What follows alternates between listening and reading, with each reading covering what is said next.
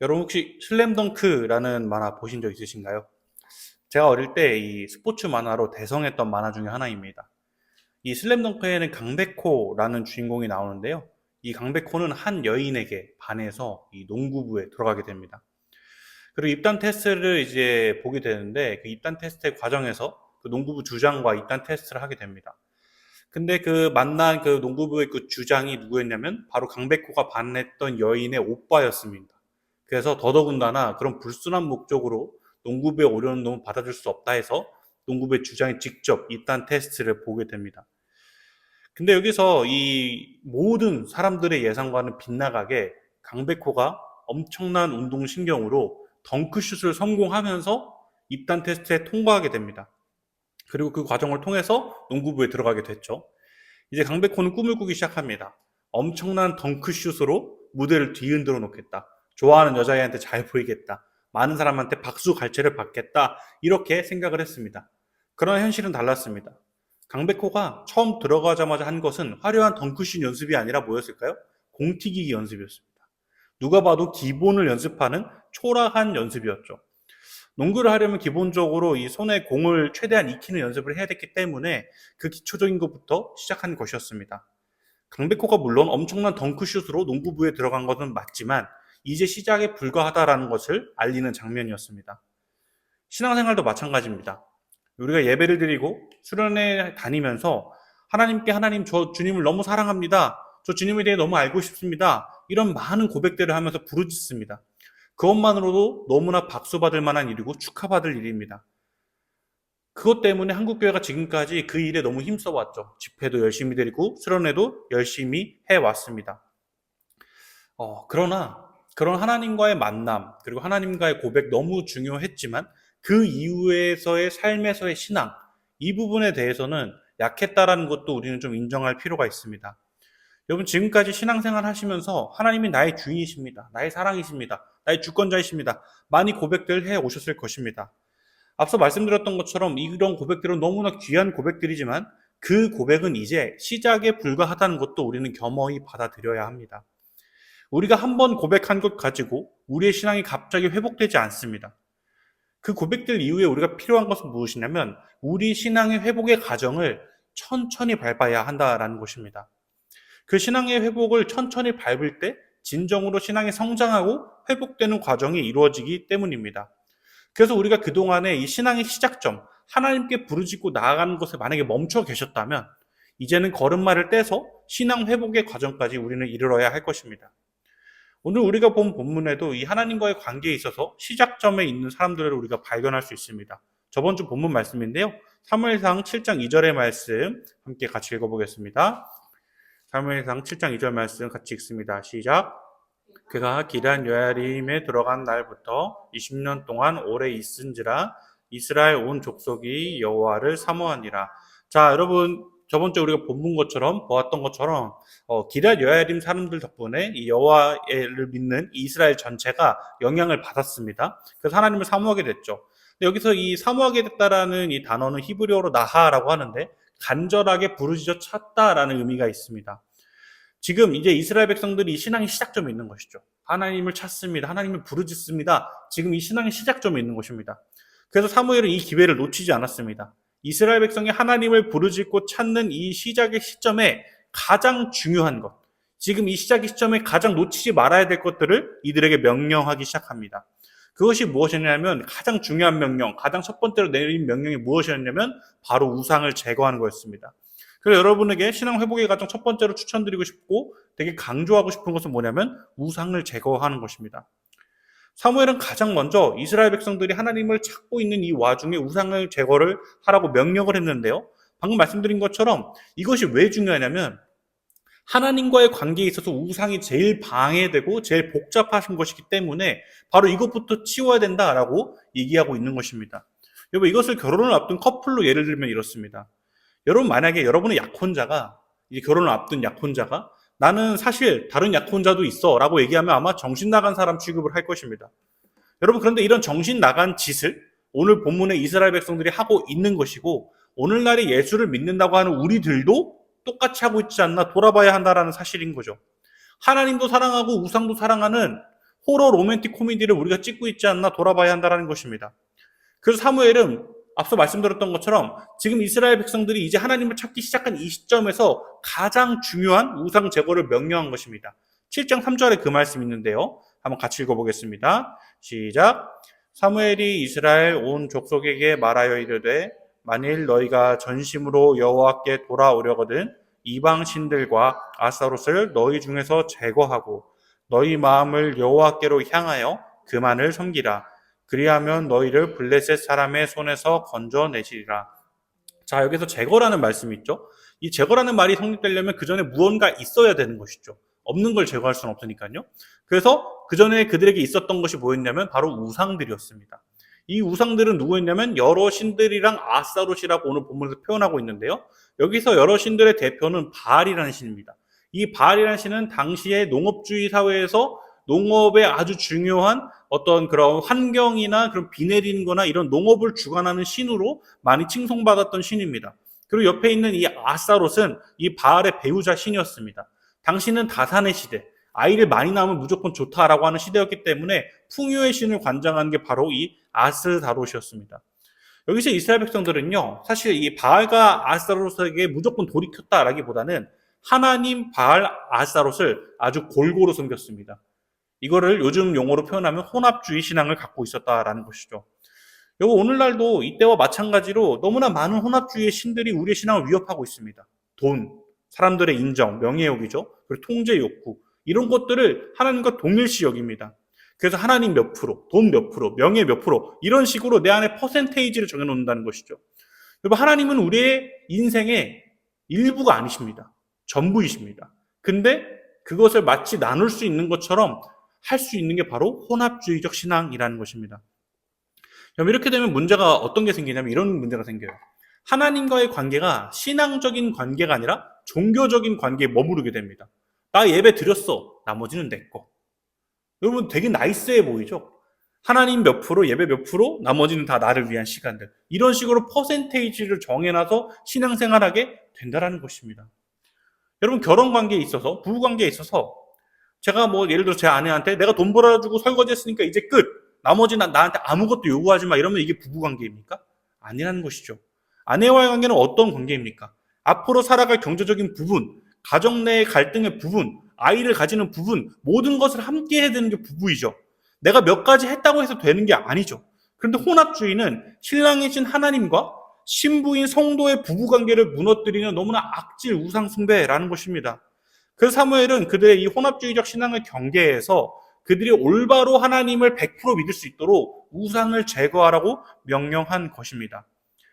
그럼 바람 피면서 결혼할 수 없듯이 다른 우상을 섬기면서 하나님을 온전히 섬길 수가 없습니다. 여러분 그렇다면요, 우리가 어떻게 우상을 제거할 수 있을까요? 그 우상을 제거하는 걸 도대체 어떻게 해야 될까요? 그것에 대한 키는 어디 있냐면 바로 내 힘으로 하면 안 된다라는 것입니다. 그럼 또 무엇으로 해야 되냐? 늘 우상과 하나님 사이에서 바람피는 존재인 우리를 끝까지 사랑하시는 그 하나님의 놀라운 사랑의 품에 안겨야 한다는 것입니다. 그리고 그 하나님의 사랑의 품에 안길 때 그 사랑이 너무나 커서 더 이상 우상을 쳐다보지 않아도 이미 내 영혼의 만족함을 누리는 그 상태에서 우리는 우상을 제거할 수 있다는 거예요. 이것을 잘 보여주는 이야기가 어디의 이야기냐면 호세아의 이야기입니다. 호세아 한 번쯤은 들어보셨을 것 같아요. 하나님은 선지자 호세아에게 음란한 여인과 결혼하라고 합니다. 그리고 그들이 그 명령을 따라서 결혼을 했는데도 불구하고 결혼하고 나서도 다른 남자와의 시간을 갖는 게 바로 음란한 여인 고멜이었어요. 근데 그 호세아는요, 이 고멜을, 다른 남자의 성적 노예가 된 이 고멜을 값을 치러 가면서까지 그 고멜을 데리고 옵니다. 그리고 호세아가 어떻게 이야기하냐면 내가 너를 다시 데리고 왔다. 이제는 다른 남자한테 가지 말고 나와 함께 다시 있었으면 좋겠다라고 그렇게 얘기를 합니다. 마치 예수님께서 우리가 죄를 지었는데 당신의 피값으로 우리를 다시 사시고 죄값을 치러 주셨고 우리가 그것을 통해서 사하심을 얻어서 다시 하나님과 함께 살아가자라고 얘기하는 것처럼 그 사랑을 이 호세아 선지자를 통해서 보여주신 겁니다. 그래서 호세아 11장 8절의 말씀 보면 이렇게 되어 있어요. 제가 읽어드릴게요. 에브라임이여 내가 어찌 너를 놓겠느냐? 이스라엘이여, 내가 어찌 너를 버리겠느냐? 내가 어찌 너를 아드마같이 놓겠느냐? 어찌 너를 스보임같이 두겠느냐? 내 마음이 내 속에서 돌이키어 나의 긍휼이 온전히 불붙듯 하도다. 어찌라는 말이 계속해서 반복되고 있죠. 내가 어찌 너를 버리겠니? 내가 어찌 너를 놓겠니? 내가 너를 어찌 그냥 두겠니? 너를 향한 나의 사랑은 불붙는 사랑과 같다라고 표현하고 있는 거예요.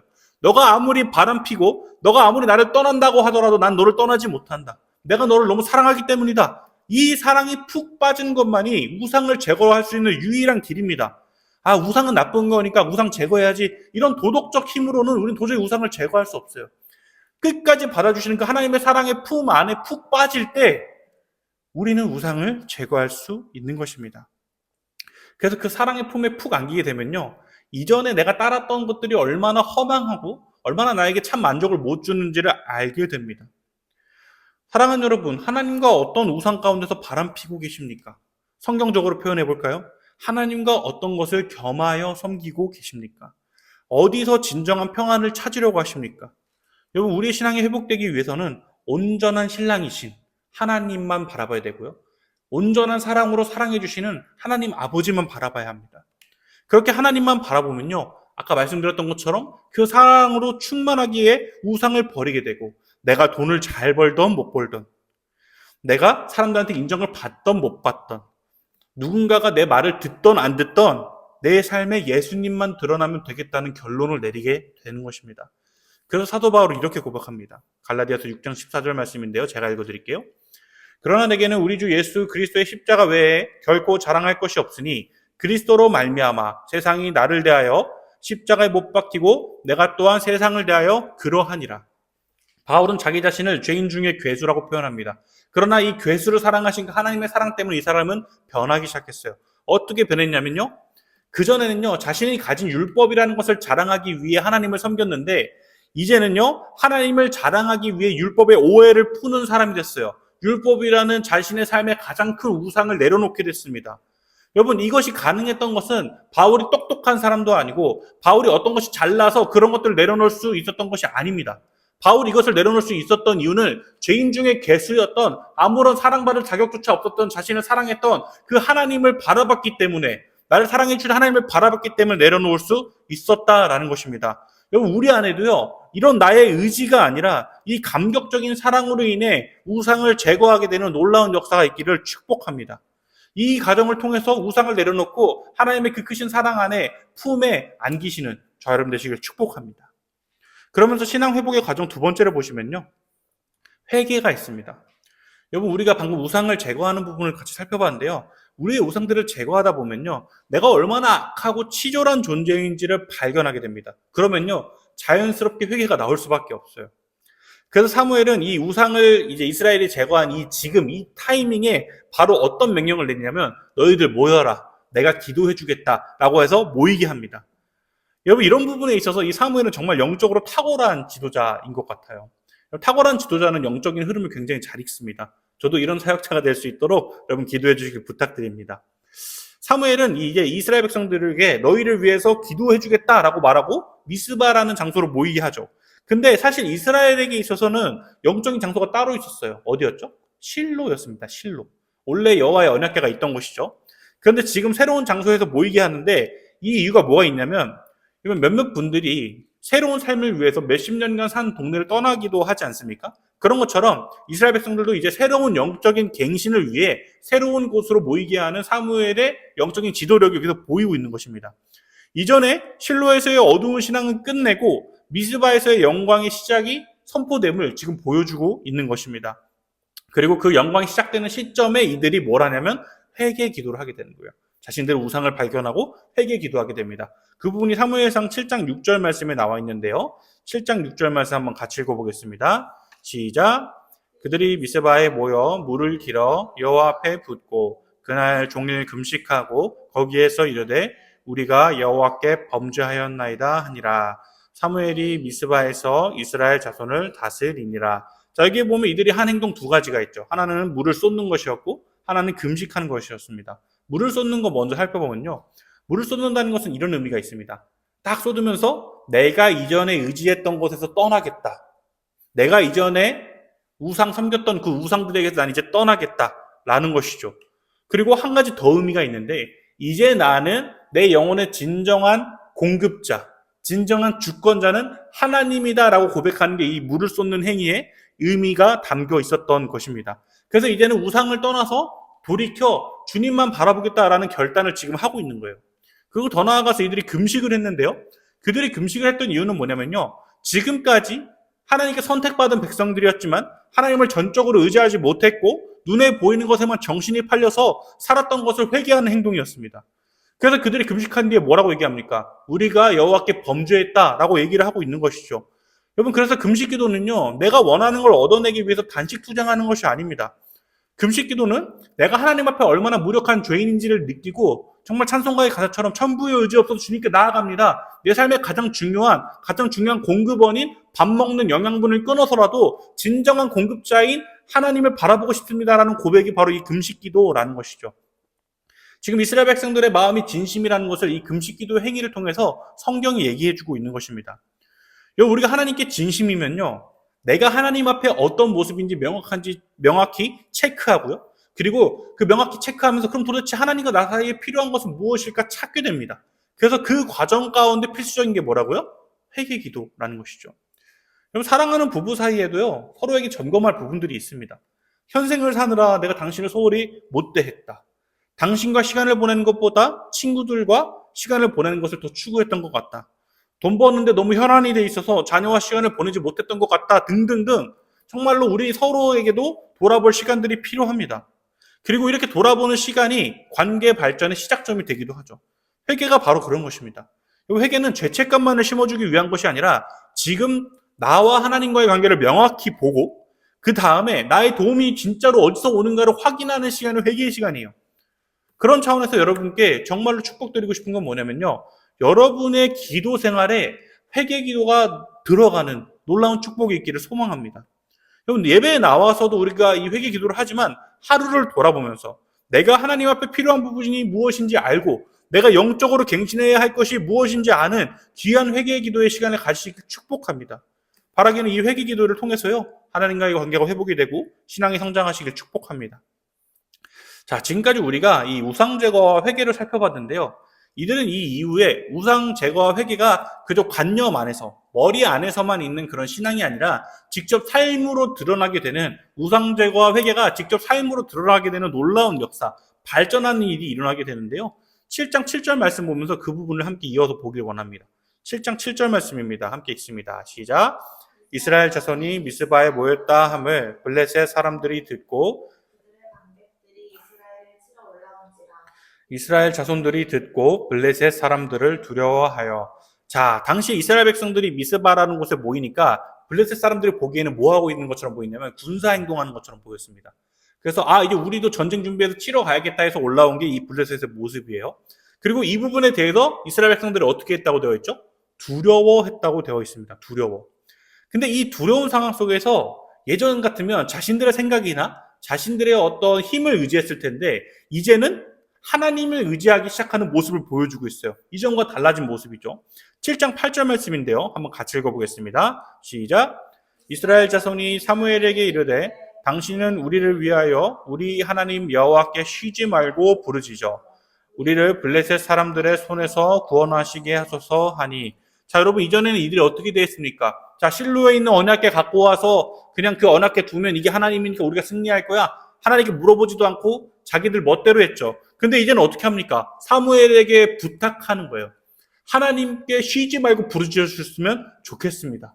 부르짖어 주세요. 지금 라고 얘기하고 있는 거예요. 우상을 제거하고 회개를 하고 나니까 내 삶에 진정한 도움을 주시는 분이 하나님임을 이들이 인식하기 시작한 것입니다. 그래서 이들은 사무엘에게 방금 말씀드린 것처럼 하나님께 쉬지 말고 부르짖어서 우리를 그들의 손에서 구원하게 해달라고 합니다. 진정으로 자신의 삶의 문제를 하나님께 드리기 시작한 것이죠. 그래서 이 차원에서 여러분에게 신앙 회복의 과정 세 번째를 말씀드리면요, 주권이 하나님께 있음을 여러분 고백하셔야 됩니다. 여러분, 주권이 하나님께 있음을 고백하게 되면요, 두렵긴 하지만 믿음이 있는 상태에서 두려워하게 됩니다. 여러분, 성경에서 기도하라라는 명령만큼이나 많이 쓰인 명령이 뭐냐면 두려워하지 말라라는 명령인데요.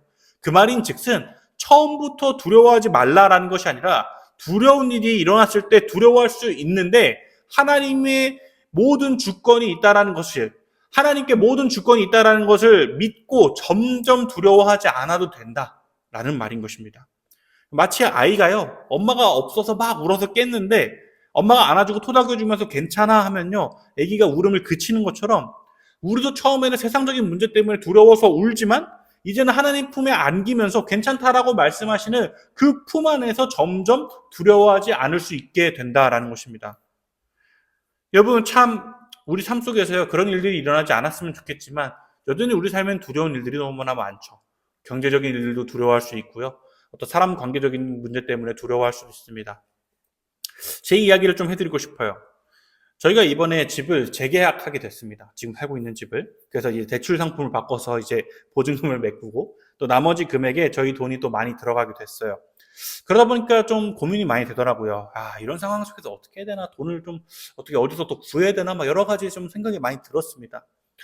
근데 설교를 준비하면서 이 기도하고 지금 겪고 있는 이 두려운 상황을 하나님께 올려드렸어요. 그러자 하나님이 이렇게 대답하시는 것 같았어요. 야, 너 내가 지금까지 굶겼냐? 라고 하시는 것 같았습니다. 한 번도 그러신 적이 없어요. 그러면서 제 삶의 주권자가 누구인지 다시 한번 확인하고 제 안에 두려움이 사라지기 시작했습니다.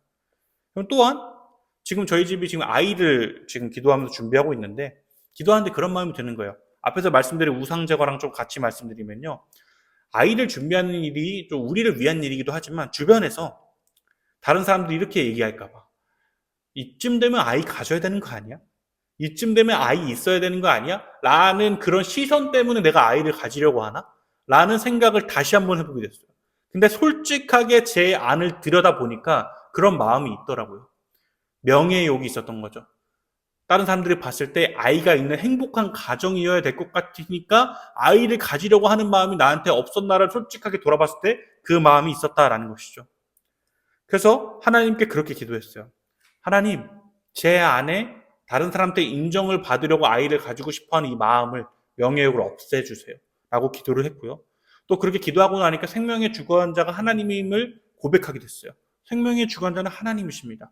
하나님의 때에, 하나님께서 보시기에 가장 적절한 때에 아이를 보내 주시옵소서 기도 제목이 바뀌기 시작했어요. 또 그렇게 기도하면서요, 하나님께 제 삶에 일어나는 두려운 일들에 대한 얘기를 하니까 제 안에 두려움이 없어지고 점점 마음이 평안해지기 시작했습니다. 사랑하는 여러분, 여러분의 삶 속에서 여러분이 두려워하는 것은 무엇입니까?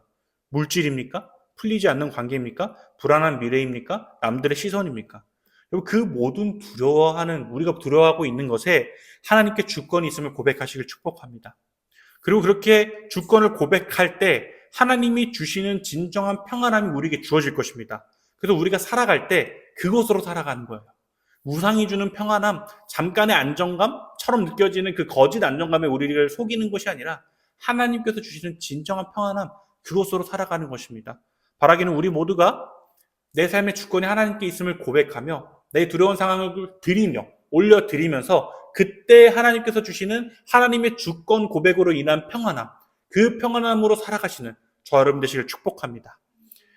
우리가 이어서 본문 보시면요, 이제 사무엘이 기도 부탁을 받았죠. 우리를 위해서 쉬지 말고 부르짖어 주십시오라는 이 부탁을 받았습니다. 그래서 사무엘이 그 부탁을 받고 제사를 드리기 시작합니다. 근데 이 제사를 드리고 있는 와중에 블레셋이 전쟁을 치르러 오는 거예요. 7장 10절 말씀인데 한번 같이 읽어보겠습니다. 시작. 사무엘이 번제를 드릴 때에 블레셋 사람이 이스라엘과 싸우려고 가까이 오매 그날에 여호와께서 블레셋 사람에게 큰 우레를 발하여 그들을 어지럽게 하시니 그들이 이스라엘 앞에 패한지라. 자, 하나님은 지금 이 블레셋 사람들이 오고 있는 이 와중에 어떻게 하셨냐면 초자연적인 역사를 일으키셔서 그들이 패하게 하십니다. 하나님께 전쟁의 주권이 있음을 보여주는 모습인 것이죠. 자, 하나님의 주권을 인정한 이스라엘 백성들은 결국 승리를 쟁취했고 그들을 쫓아가서 멸하는 일까지 하게 됩니다. 그리고 드디어 그 유명한 에벤 에셀이라는 기념비까지 세우게 되는데요. 7장 12절 말씀인데 우리 한번 같이 읽어보겠습니다. 시작. 사무엘이 돌을 취하여 미스바와 센 사이에 세워 이르되 여호와께서 여기까지 우리를 도우셨다 하고 그 이름을 에벤 에셀이라 하니라. 자, 우리가 아는 그 에벤 에셀 장소가 아닙니다. 그 전에 이제 이스라엘 백성과 블레셋이 맞붙었던 전투 장소 에벤에셀이 아니라 돌 기념비를 지칭하는 말이 이 본문에서는 에벤에셀입니다. 여러분, 에벤에셀이 제가 저번에 뭐라고 말씀드렸죠? 뜻이? 하나님이 여기까지 우리를 인도하셨다, 도우셨다라는 뜻을 가졌다고 했습니다. 여러분, 이전에 이스라엘이 겪었던 에벤에셀 전투에서는 이스라엘이 어땠습니까? 하나님께 도움을 구했나요? 구하지 않았었죠. 그러나 이제는 돌이켜서 하나님께 도움을 구하고 있는 것입니다. 에벤에셀의 회복이 일어난 거예요. 하나님께 주권을 인정하니까 하나님께 도움을 구하게 되는 놀라운 일이 일어나게 된 것입니다. 이렇게 이스라엘 백성들의 신앙이 점점 회복이 되고 있었어요. 그리고 이 회복되는 과정 속에 이것을 상징적으로 드러내주는 본문이 있는데요. 7장 14절 말씀 함께 보면서 그 부분을 살펴보도록 하겠습니다. 7장 14절 함께 읽겠습니다. 시작. 블레셋 사람들이 이스라엘에게서 빼앗았던 성읍이 에그론부터 가드까지 이스라엘에게 회복되니 이스라엘이 그 사방 지역을 블레셋 사람들의 손에서 도로 찾았고 또 이스라엘과 아모리 사람 사이에 평화가 있었더라. 자, 여기에 두 가지가 있는데요. 회복이 됐다고 되어 있죠. 땅이 회복이 된 거예요. 그리고 그 밑에 보시면 아모리 사람 사이에 평화가 있었다라고 되어 있죠. 자, 지금 뭐랑 뭐가 회복이 된 거냐면 영토가 회복이 된 겁니다. 영토는 그 나라의 정체성이죠. 그리고 그 주변 국가에 지금 뭐가 있었대요? 평화가 있었대요. 평화. 평화라는 건 어떨 때 가져갈 수 있습니까? 힘이 있을 때 가져갈 수 있죠. 지금 이스라엘의 명예와 정체성이 회복된 거예요. 하나님께 선택받은 백성, 하나님의 도우심을 입은 백성들이라는 정체성이 회복되기 시작한 곳입니다. 그래서 이제는 이들이 정확하게 어떤 정체성이 회복이 된 거냐면 우리의 왕은 하나님이시고 우리는 그분의 자녀이다라는 정체성이 회복이 된 겁니다. 자, 이런 정체성이 회복이 되니까 어디에 회복까지 이르게 됐냐면 예배의 회복까지 이르게 됩니다. 7장 17절 말씀인데요. 한번 같이 읽어보겠습니다. 시작. 라마로 돌아왔으니 이는 거기에 자기 집이 있음이니라. 거기서도 이스라엘을 다스렸으며 또 거기에 여호와를 위하여 제단을 쌓았더라. 자, 여러분, 제단을 쌓았다라는 것은 예배를 드렸다라는 것을 말하는 말입니다. 자, 여러분, 언제 예배가 회복이 되냐면요. 나의 정체성이 회복될 때 예배가 회복이 되는 거예요. 내가 예배자라는 정체성, 내가 하나님의 자녀라는 정체성, 하나님의 도우심을 입은 백성이라는 정체성이 회복이 될 때 예배가 회복이 되는 거예요. 그래서 여러분, 마지막으로 이 회복의 과정을 말씀드리면요. 정체성과 예배의 회복이 일어나야 진정한 회복의 마지막이라고 할 수 있습니다. 여러분, 이들은요, 우상을 제거하고 회개함으로써 자신들이 주권자이신 하나님의 백성이라는 정체성이 회복이 됐죠. 성경은 그 회복의 과정을 영토를 회복하고 주변 국가와의 관계에서 세워진 명예로 그것을 표현했습니다. 그리고 그 정체성이 명확해지니까 하나님을 예배하게 된 거예요. 여러분, 우리가 앞서 말씀드렸던 것처럼 예배는요, 어떤 시스템이 막 화려하고 뭐가 잘 갖춰지고 이래서 회복이 되는 게 아니에요. 내가 예배자임이 회복이 되면 그 예배는 회복될 수밖에 없습니다. 알아서 예배 자리 먼저 찾게 되고요.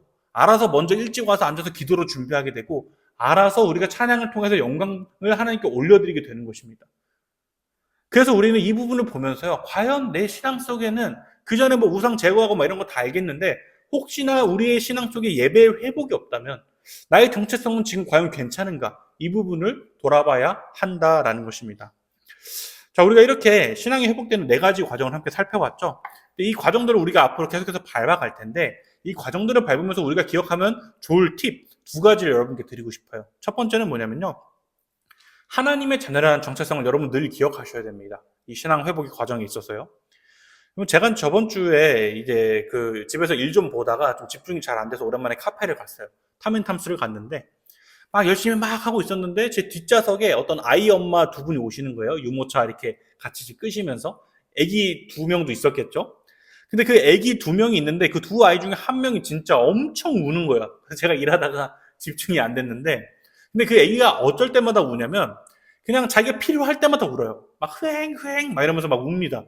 근데 엄마는 너무나 노련하게 그 아이를 보면서 누구야 뭐 필요하니? 뭐 필요하니? 이렇게 응답하셨어요.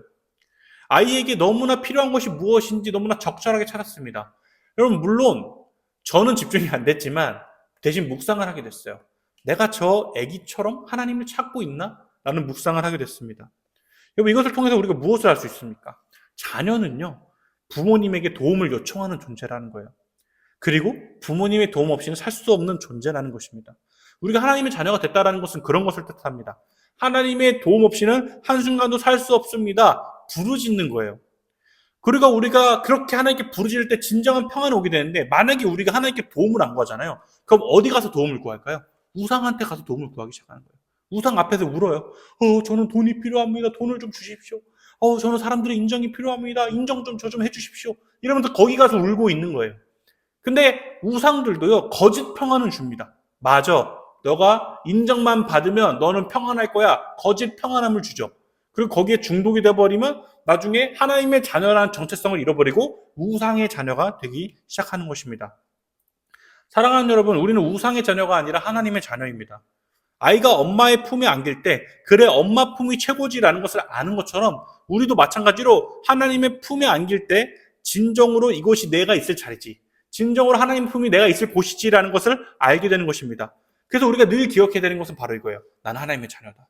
나는 돈의 자녀가 아니다. 나는 인정의 자녀가 아니다. 나는 명예의 자녀가 아니다. 나는 통제의 자녀가 아니다. 나는 온전히 하나님의 자녀다. 라는 정체성을 기억해야 되는 것입니다. 이것을 기억할 때 신앙 회복의 과정을 우리가 넉넉히 밟아갈 수 있는 거예요. 그래서 우상을 제거할 수 있게 되고 회개할 수 있게 되는 것입니다. 언제나 받아주시는 아버지 하나님께 우리의 모든 것을 맡겨드리며 자녀로서 살아가시는 저 여러분 되시길 축복합니다. 그리고 두 번째 팁은 뭐냐면요, 예배의 자리와 묵상의 자리를 여러분 갈망하셔야 됩니다.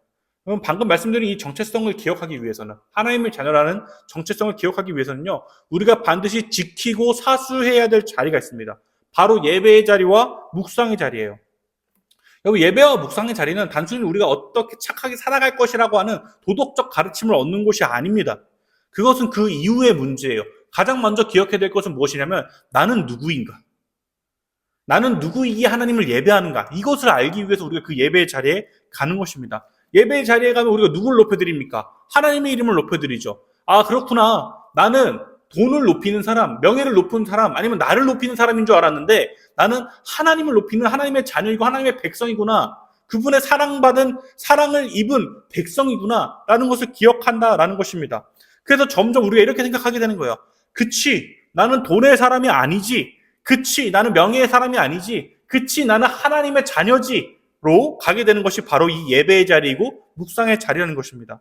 그래서 여러분의 삶 속에서 가장 갈망해야 되는 자리, 기다려지는 자리가 어디여야 되냐면 바로 이 주일 성수의 예배의 자리입니다.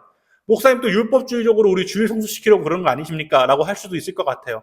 아니요. 예배의 자리는 진짜 은혜의 자리입니다. 감히 율법이 침범할 수도 없어요. 은혜의 자리 속에서 우리가 율법을 익혀가는 건 맞지만 은혜의 자리임은 분명합니다. 그런데요. 제가 만약에 율법적으로 그렇게 얘기한다고 오해를 받더라도 전 여러분한테 얘기할 겁니다. 여러분, 예배의 자리를 갈망하셔야 됩니다. 기대하셔야 됩니다. 기도하셔야 됩니다. 왜요? 내가 누군가를 아는 자리니까요. 어디에 진짜 평안이 있는지를 알 수 있는 자리니까요. 예배의 시간을 통해서 내가 하나님의 자녀임을 아니까요. 그래서 여러분, 일주일 동안 가장 기다려지는 시간이 예배의 시간이 되기를 정말 축복하고 소망합니다. 그리고 더 나아가서요, 여러분의 삶에서 가장 기다려지는 자리가 어디여야 되냐면 바로 묵상의 자리입니다. 여러분의 하루의 시간표 속에서 가장 기다려져야 되는 그 시간이 언제냐면 바로 묵상의 자리예요. 하나님의 말씀을 보는 자리가 되어야 합니다. 그것을 통해서 우리의 우상을 발견하고 회개할 것도 회개하고 또 하나님의 사랑이, 그 넓은 사랑의 품에 안기는 그 묵상의 자리를 얼마나 기다려지지 않습니까? 바라기는요, 우리가 삶 속에서 가장 갈망하고 기다려지고 준비하는 시간이 바로 이 묵상의 자리가 되기를 축복하고 소망합니다. 사랑하는 여러분, 우리 더누림교가 다른 것보다도 정말로 이 예배의 자리와 묵상의 자리를 정말 많이 찾는 그런 우리 교회 됐으면 좋겠어요. 여러분, 우리 교회 행사 많이 안 하잖아요. 안 하는 이유가 있어요. 교회의 본질은 예배를 드릴 때 옵니다. 교회의 본질은 예배를 찾는 예배자들이 있을 때 세워지는 것이에요. 그렇기 때문에 행사 많이 안 하는 겁니다. 그렇기에 우리 더누림교회가 앞으로 이 개척 이후의 모든 그런 이 교회의 앞길 속에서 가장 소중하고 가장 가치 있게 여기는 시간이 이 예배의 시간 되기를 축복하고 소망합니다. 말씀을 맺습니다. 오늘 우리는요, 이 이스라엘 백성의 신앙의 회복의 과정을 봤습니다. 그래서 여러분, 그 삶 속에서 이 회복의 과정을 천천히 봤으면 좋겠어요. 나에게 제거할 우상은 뭐가 있을까? 그리고 우상을 제거하면서 나한테 회개할 부분은 무엇일까? 그리고 회개하고 나니까 뭘 아는 거예요? 아, 나의 인생의 주권자는 하나님이시구나. 그래서 하나님 안에서 두려워하게 되는 믿음을 갖게 되고요. 또 그렇게 하나님 안에서 두려워하고 주권을 인정하니까 뭐 하게 됩니까? 자연스럽게. 내가 하나님의 도움 없이는 못 사는 하나님의 자녀구나. 하나님의 백성이구나를 아니까 어디에 자리를 갈망하게 된다고요? 예배의 자리를 갈망하게 되는 것입니다. 여러분, 이 부분들을 잘 한 주 동안 돌아보셨으면 좋겠어요. 되새겨 보셨으면 좋겠습니다. 또 그 시간을 통해서 그 되새겨 보면서 나아갈 때, 아, 나의 신앙이 점점 자라는 것을 느낄 것입니다. 그냥 하나님 사랑합니다. 하나님 너무 좋습니다. 여기서만 머무르지 마시고요. 그 신앙 회복의 과정을 천천히 밟으시면서 나의 아버지이신, 나의 왕이신 하나님 바라보시면서 하나님과의 관계가 더욱더 두터워지고 깊어지시길 축복하고 소망합니다. 이 평안을 여러분의 한 주간의 삶 속에 잘 누리실 수 있도록 저도 기도할 거고요. 또 그렇게 되기를 너무너무 축복하고 소망합니다.